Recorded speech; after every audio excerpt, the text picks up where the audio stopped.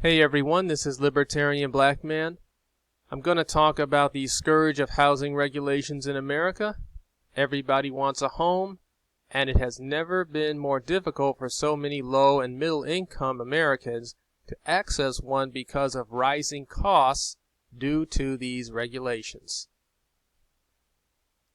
This was an article written a few years ago by Granger McDonald, who was the chairman of the National Association of Home Builders, and lays it out perfectly as to why regulations imposed by governments raise the price of homes and make it harder for people in the low and middle income category to access housing. He says that policymakers need to take a close look at the barriers to new residential construction. Housing starts are still far below historical norms, meaning that in the past, our country used to build homes at a higher rate for the people who wanted them, and this kept the price from rising too high and too fast. Today, because homes are being built at a lower rate, the price rises higher and faster than before, making it harder for people in the lower and middle income category to get a home, and regulations and government fees are the greatest barrier to them getting a new home. Not one of the greatest, but the greatest barrier. As the nation grapples with a growing housing affordability crisis, the policy community needs to recognize that regulations they imposed are impeding new home construction, and the growing problem hurts low and moderate income families the most. The reality is that the nation faces a chronic housing shortage, meaning higher housing prices, rising rents, and increasing economic stress for low and moderate income households.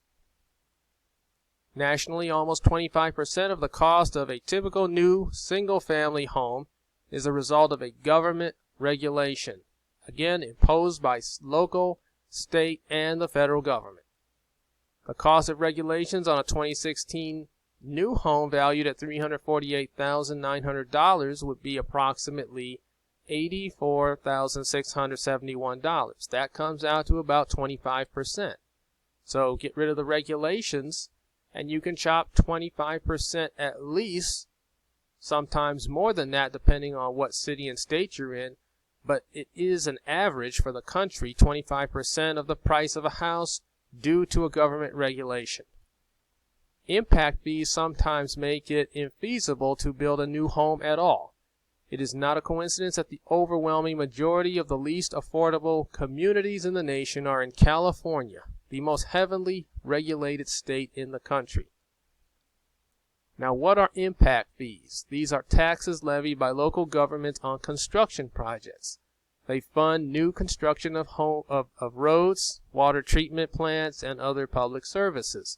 We began seeing them after World War II when the suburbs began expanding and conventional taxation to fund those services was being resisted by the public. It is easier for politicians to tax a small segment of the population, such as home builders in this case, than to do a broad-based tax on the people, because nobody wants to pay more money to the government. So in order to get the funding the government needs, it targets a certain segment of the population as a way of hiding the tax from the people. In this case, home builders. They levy what are known as impact fees, telling the home builders you have to pay a certain amount of money in order to have this home be built. Once the home is built, the home builder has to make money, so they have to raise the price of the house in order to make a profit. If not for the impact fee, they would not have to have such a high price, and that price gets passed on to whoever wants to buy the home. So, in fact, people are being taxed indirectly. They're not being taxed directly through the government levying a sales tax or an income tax, but they're being taxed indirectly by taxing the home builders, who then pass the tax on to whomever wants to buy the house. We have a problem not just in regulations on home builders, but also on landlords. in the case of Seattle, as of 2018, 40% of them wanted to and made a decision to sell their homes due to new rental rules that were being passed in Seattle. And those rental rules include expanded source of income protections, a ban on using criminal records as a determining factor of who gets to rent, restricting the size of security deposits, and the first-in-time law, which forces landlords to take the first renter that applies and meets the criteria. That law in particular, the first-in-time law, was struck down by the Washington State Supreme Court, but the city of Seattle has filed an appeal. This was from 2018 when this was published. Now, in terms of Seattle landlord rules, source of income protection stop landlords from rejecting applicants because of where their income originates.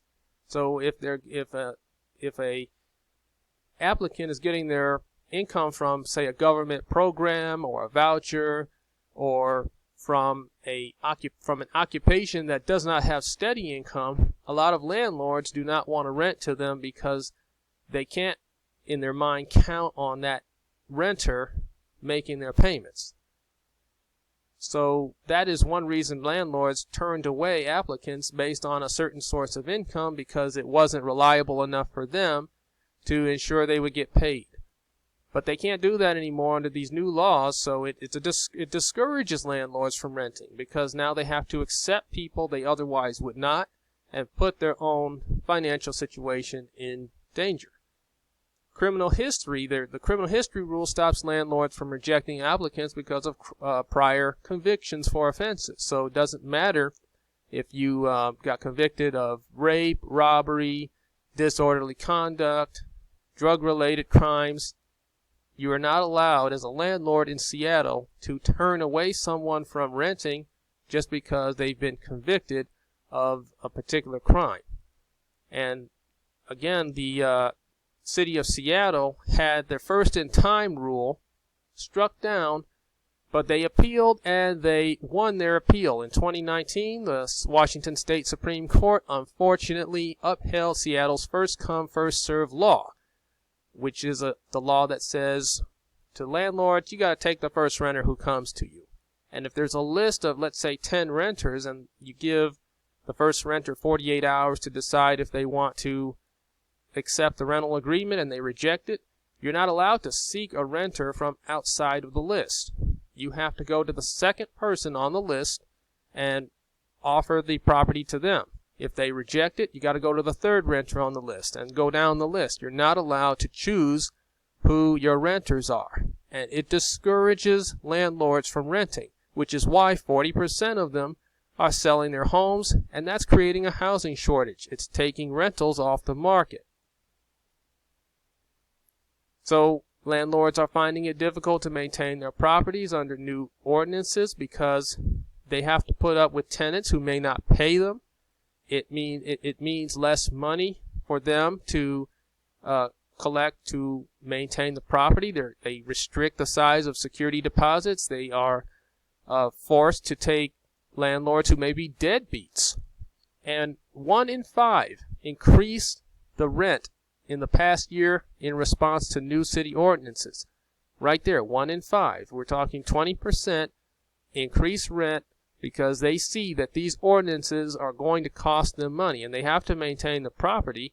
It is illegal in certain places to have the property deteriorate to a certain level, but it happens often in places where you have high rent. The West Coast, the Northeast are the hot spots for high rents across the country. And that is due to the fact that they continue to pass new laws. California, back in 2019, approved a statewide rent control law to ease the housing crisis. That's an oxymoron. Rent control does not ease anything. In fact, rent control is one of the reasons why they have high housing prices in California. If you read below this picture, it says San Francisco has had rent control for decades. And then it said, but it has not been spared from a housing squeeze and rising homelessness. If people understood what the problem was, they would say that rent control is actually responsible for a housing squeeze and responsible for a rising level of homelessness, because it prevents landlords from increasing rent to make more money to maybe maintain the property or make it worth it to rent, make it profitable to rent. In California and Oregon, these are the two states in the country that have statewide rent control. Landlords are not allowed to raise rent but more than once per year, and only a rate of 5 to 7%. So California and Oregon, if you're a landlord, you are restricted to raising rent prices once per year and only at a rate of 5 to 7%. It's a disincentive to rent. In many cases, you lose money or you don't make a profit, and so you find it more profitable to actually sell the house because the price of the house keeps rising. You make more money selling it one time than you would spending years renting it out to someone. California is probably the very worst. I mean, we just read it. It is the worst state in the country when it comes to housing, rent control, and now, just as of a few months ago, a rule that requires solar panels to be built on every new home. That is estimated to cost another $10,000 per house, because California is really the ground zero for the environmentalist movement, and they want to go clean energy regardless of how much it costs. So every new home now has to have solar panels, and it's going to add an estimated $10,000 per house to the cost of building a home. So home prices are already high, but they're going up. This is a new rule passed in 2018.